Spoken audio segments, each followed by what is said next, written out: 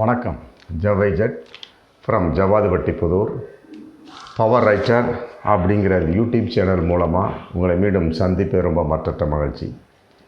அத்தோடு எங்கள் சேனலை சப்ஸ்கிரைப் பண்ணுங்கள், பெல் பட்டன் அழுத்த மறந்துடாதீங்க. அத்தோடு எல்லாத்துக்கும் ஷேர் பண்ணுங்கள்.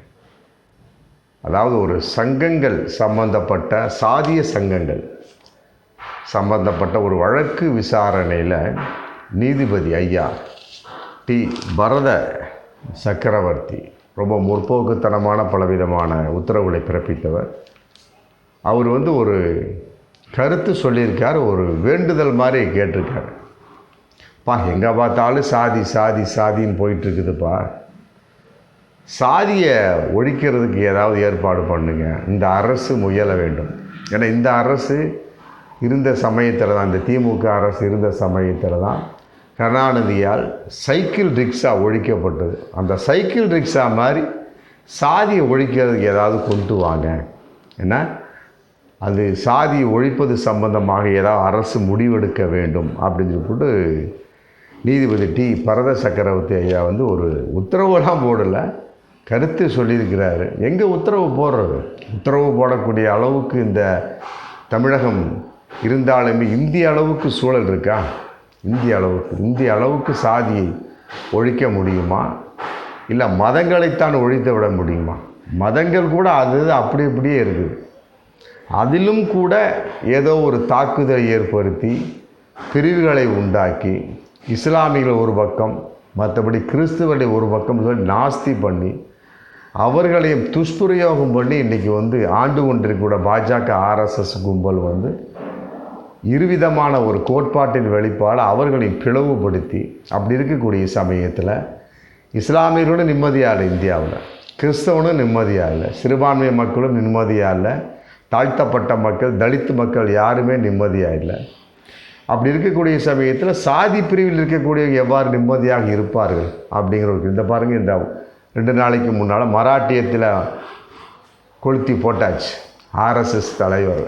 அதாவது சுரேஷ் பையா ஜோஷி அப்படிங்கிறவர் மும்பைக்கெல்லாம் மராட்டிய மொழி தேவையில்லை அப்படின்ட்டார். அது ஒரு கொளுத்தி போட்டாச்சு. மும்பை அங்கே மராட்டிய மொழி, அங்கே மும்பையில் மகாராஷ்டிராவில் மராட்டிய மொழி தேவையில்லை, எந்த மொழி வேணாலும் பேசலாமுங்க, அவசியமே கிடையாது. அது என்ன அந்த குறிப்பிட்ட மாநிலத்துக்கு இந்த மொழி தான் தேவைன்னு அவசியம் இருக்கா? ஏன்னா மும்பையில் ஏகப்பட்ட குஜராத்தி இருக்கான், மராட்டியர் இருக்கான், தமிழர்கள் இருக்கிறாங்க, தெலுங்கு இருக்கிறாங்க, கர்நாடகர்கள் இருக்கான், எல்லாமே இருக்கான். ஆளாளுக்கு ஒன்று பேசட்டுமா, என்ன இருக்குது? அது என்ன மராட்டியத்தை தான் பேசணும் அவசியம் இருக்கா என்ன அப்படின்னு ஒரு கொளுத்தி அவர் போட்டிருக்கார். இதையெல்லாம் விட மிக மோசமான ஒரு சூழல் ஜமாஜ்வாடி எம்எல்ஏங்க, அவர் பேர் அபு அசீம் ஆஸ்மி. சட்டசபையில் நடந்துக்கிட்டு இருக்கு. அவுரங்கசீப், ஆமாம், முகலாய மன்னர். யார் முகலாய மன்னர்? அவர் மிக உயர்ந்த ஒரு மன்னர். ஆமாம், தன்னுடைய சொந்த தன்னுடைய சொந்த வருமானத்தை வைத்து குடும்பத்தை நடத்தியவர். அரசாங்கம் ஏழ்மைத்தனமாக போய் கொண்டிருக்குது அப்படிங்கிற காரணத்துக்காக கஜானாவிலேருந்து ஒரு பைசா கூட எடுக்காமல் நீதியாக நேர்மையாக நடந்த ஒரு முகலாய மன்னர். அந்த அவுரங்கசீப்பை பற்றி சட்டசபையில் புகழ்ந்து பேசினார் ஜமாஜ்வாடி எம்எல்ஏ அபு அசீம் ஆஸ்மி. ஆமாம், உடனே என்ன பண்ணிட்டாங்க, குரல் வாக்குமூலம் எடுத்து அவரை இந்த சட்டமன்றம் நடக்கும் வரைக்கும் சஸ்பெண்ட் பண்ணி வச்சுருக்கிறாங்க. என்ன தவறு பண்ணார் அவர்? இந்தியாவை ஆண்ட முகலாய மன்னர் அவுரங்கசீப்பை புகழ்ந்து பேசுகிறார். ஏன் புகழ்ந்து பேசக்கூடாதா? அதற்கு ஆப்போசிட்டாக அவர்களுடைய ஒரு ஆளை இவர் இகழ்ந்து பேசினார், உள்ளதை உள்ளபடி பேசினார், அவ்வளோதான். இதுக்கு எதுக்கு சஸ்பென்ஸ் பண்ணக்கூடிய அளவுக்கு என்ன விஷயம் இருக்குது? அதையெல்லாம் விட அங்கே என்ன மதவாதம் புகுந்தது அப்படிங்கிற மிகப்பெரிய ஒரு கேள்வி இருக்கு இல்லையா? எதுக்கு மதவாதம் புகுந்தது? இஸ்லாமியன் என்ற அப்படிங்கிற ஒரே விஷயம் தானே. இதுக்கு ஊபி முதல்வர் நம்ம யோகி ஆதித்யநாத் ரொம்ப அற்புதமாக ஒரு இது சொல்லியிருக்கிறார், அறிக்கை விட்டிருக்கார். ஏன்னா அந்த நபர் ஊபி அந்த எம்எல்ஏ அபு அசீம் ஆஸ்மி உத்தரப்பிரதேசம் வரட்டும், நாங்கள் கவனிச்சுக்கிறோம் அவரை. ஏன்னா இந்த மாதிரி ஆளெல்லாம் கட்சியை விட்டு நீக்குங்கள், கேடுகட்ட நபரை கட்சியை விட்டு நீக்குங்கள், மற்றதை நாங்கள் பார்த்து கொள்கிறோம். என்ன செஞ்சுருவாங்களாமா? இல்லை, மற்றதை நாங்கள் பார்த்து கொள்கிறோம்னா அதில் என்னென்னமோ இருக்கே. என்ன கொலை செய்யலாம், அவரை வந்து ஆள் இல்லாமல் ஆக்கலாம், மிரட்டலாம், என்ன வேணாலும் பண்ணலாம். மற்றதை நாங்கள் பார்த்து கொள்கிறோம்னா இல்லை, ஒரு ஊப்பி முதல்வர் பேசக்கூடிய பேச்சா இது? இப்படியெல்லாம் இருக்கக்கூடிய சமயத்தில் எங்கே வந்து சாதியை ஒழிப்பது, மதங்களை ஒழிப்பது? பரத சக்கரவர்த்தி ஐயா தான் இதுக்கு முடிவு சொல்லணும். இந்த மாதிரிலாம் இருந்துகிட்டு இருக்கு. ஒரு இஸ்லாமியன் சொல்லிவிட்டான் என்பதற்காக அவனை வந்து சஸ்பென்ஸ் பண்ணுறீங்க அப்படின்னா, அப்புறம் ஆர்எஸ்எஸ் சுரேஷ் பையாஜி என்ன பண்ண போகிறீங்க? இதே பாஜகவை பார்த்து கேட்கின்றேன், இதே ஊபி யோகி ஆதித்யநாத்தை பார்த்து நான் கேட்குறேன். மராட்டியத்திലേക്ക് கொளுத்தி போட்டார்ல, அங்கே பாஜக ஆட்சி நடக்குது, ரைட்டு, ஓகே. ஒரு வார்த்தை இதே வந்து ஒரு இஸ்லாமியன் பேசியிருந்தால் சும்மா விடுவீங்களா? அதே சமாஜ்வாடி எம்எல்ஏ இஸ்லாமியன் பேசினா உடனே வந்து அவர் நான் வரட்டும், எங்கள் ஏரியாவுக்கு வரட்டும், நாங்கள் பார்த்துக்குறோம், ஏதோ ரவுடி பைய சொல்லுவானே, அது மாதிரி வந்து ஊபி முதல்வர் யோகி ஆதித்யநாத் சொல்லியிருக்கிறார் அப்படின்னா, இந்த நபரெல்லாம் வந்து முதலமைச்சராக இருக்க தகுதி உள்ளவரா அப்படிங்கிற மிகப்பெரிய ஒரு கேள்வி இதில் வருது. இல்லை, சாதியை ஒழிக்க வேண்டும், மதத்தை ஒழிக்க வேண்டும் என்பது நீதிபதி ஐயா, மற்றபடி சகல ஒரு சாதாரண ஒரு மனிதனுக்கு உண்டான ஏற்பாடு. ஆனால் இப்படிப்பட்ட அரசியல்வாதிகள் இருப்பதால் எவ்வாறு ஒழியும் மதவாதம்? இதையெல்லாம் கூட இன்னொரு விஷயம், உதயநிதி ஸ்டாலின் மேலே அந்த சனாதன ஒழிப்பு மாநாட்டில் பேசுகிறார், டெங்கு காய்ச்சலை போல் மலேரியாவை போல் சனாதனத்தை ஒழிக்க வேண்டும் அப்படின்னு. ஊரெல்லாம் இந்தியா ஃபுல்லாக ஒரு அவருக்கு எதிர்ப்பு மனு தாக்கல் பண்ணானுங்க. தாக்கல் பண்ணி அங்கங்கே உடனே அதுக்கு எந்த ஒரு வழியும் கூடாதுன்னு சொல்லி போட்டு தடை உத்தரவு போட்டாங்க. இருந்தாலும் அந்த விசாரணை வரக்கூடிய சமயத்தில் ஏகப்பட்ட இடங்களில், சமீபத்தில் வந்து பீகாரில் கூட மீண்டும் வந்து எதிர்ப்பு தெரிவித்து அவரை கைது செய்ய வேண்டும் உதயநிதி ஸ்டாலின் சொல்லி போட்டு ஒரு மனு தாக்கல் பண்ணுறாங்க, வழக்கு போடுறாங்க உதயநிதி ஸ்டாலின் மேலே. எதுக்கு வழக்கு போடணும்? உடனே பார்த்தாங்க இப்போ உச்சநீதிமன்றம் இதோடு வழக்கு போட நிறுத்திக்கணும், இனிமேல் எந்த வழக்கும் போடக்கூடாது அவர் மேலே அப்படின்னு ஸ்டாப் பண்ணிட்டாங்க.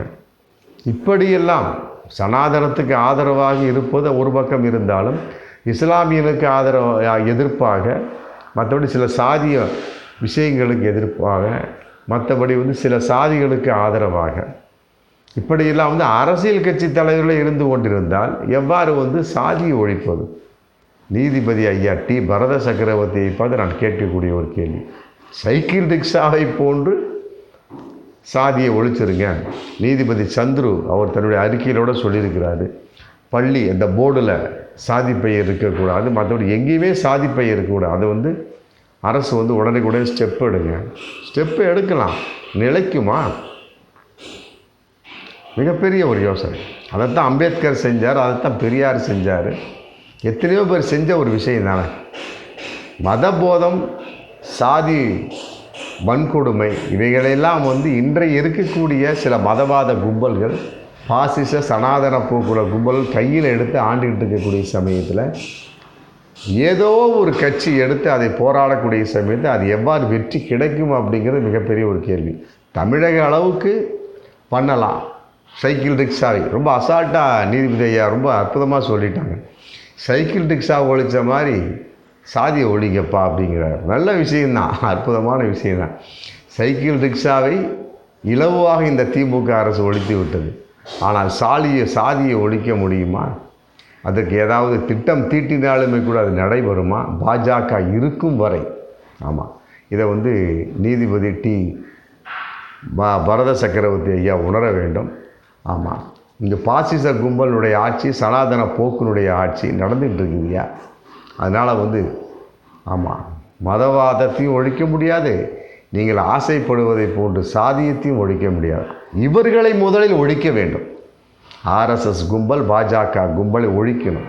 ஊபி முதல்வர் யோகி ஆதித்யநாத் வந்து சொல்கிறார். ஆமாம், அந்த ஆஸ்மி, அந்த எம்எல்ஏ அசீம் ஆஸ்மி எங்கள் ஏரியாவுக்கு வரட்டும், ஏன்னா நான் வச்சுக்கிறேன் வேட்டு. அந்த அளவுக்கு ஒரு ரவுடித்தனமான ஒரு ஆட்கள் ஒரு முதலமைச்சராக இருந்து கொண்டு இருக்கக்கூடிய ஒரு சூழலில் எவ்வாறு மதவாதத்தை ஒழிக்க முடியும், எவ்வாறு மதங்களை ஒழிக்க முடியும், சாதியை ஒழிக்க முடியும்? ஆமாம், இவர்களை ஒழித்து விட்டாலே போதும். பாஜக ஆர்எஸ்எஸ் கும்பலை பாருங்கள், இந்த மராட்டியத்தில் பற்றிக்கிட்டு எரியுது.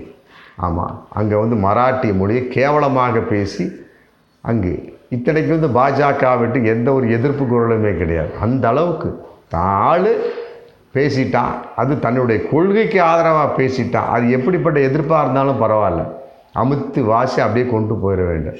ஆனால் அடுத்தவனாக இருந்தால் சரி, உடனே தனக்கு ஆதரவாக பேசிட்டாலுமே சரி, அவனை உண்டு இல்லைன்னு பண்ணிட வேண்டும். அதுதான் இந்த பாஜக கும்பல், ஆர்எஸ்எஸ் கும்பல். அதனால் இவர்கள் இருக்கும் வரை ஆமாம், தமிழ்நாட்டில், இந்தியாவில் மட்டுமல்ல, தமிழ்நாட்டிலும் கூட ஆமாம், மதங்களையும் ஒழிக்க முடியாது, அதில் இருக்கக்கூடிய சாதி பிரிவுகளையும் ஒழிக்க முடியாது. மதம் என்பது கூட ஒரு பக்கம் அது, ஆனால் அது இருக்கக்கூடிய சாதி பிரிவுகளை ஒழிக்கக்கூடிய அளவுக்கு இவர்கள் விட்டு வைக்க மாட்டார்கள். ஆமாம், அதுதான் வந்து பகிரங்கமான உண்மை. அதனால் இவர்களை ஒழித்தாலே போதும். இவர்களை ஒழித்தாலே சாதிகளை, மதங்களை இந்தியாவில் ஒழித்ததாக அர்த்தம். பார்ப்போம் மீண்டும் அடுத்த வீடியோ. நன்றி.